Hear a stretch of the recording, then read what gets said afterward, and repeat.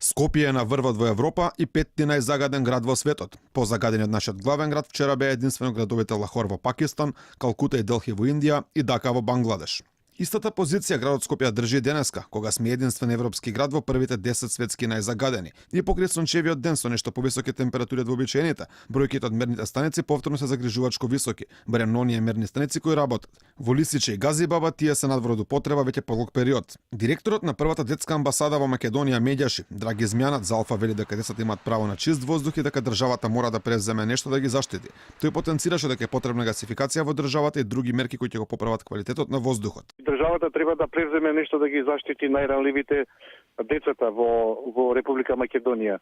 Она што нас не загрижува, не постои безбедно ниво на загаденост. Имено дозволена е висока концентрација на PM10 и PM2,5 на микрограми на метар кубен. И не само децата и возрастните. Годишно умираат во Македонија околу 3000 луѓе поради заболување предизвикани од загадениот воздух.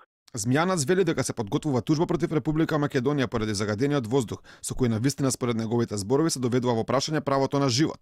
Болниците во Република Македонија се 3 пати повеќе зголемен број на присуство на деца со респираторни проблеми и белодробни заболувања. Македонските градови се веќе подолго време на прво место на загаденост во Европа.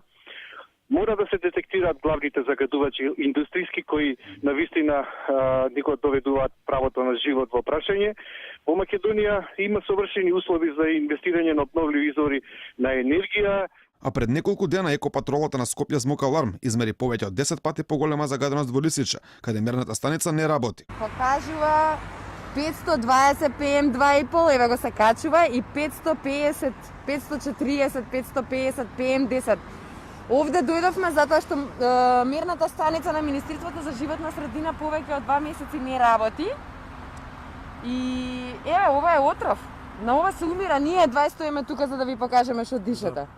Екологистите и невладините бараат и прогласување на употреба на итни мерки, доколку 2 дена последователно ПМ частичките се над 50, а според сегашната законска регулатива итни мерки се превземаат, доколку на 2 мерни станици, 2 дена еден по друг, ПМ частичките се над 200. Минатата година мерките беа активирани само 2 пати.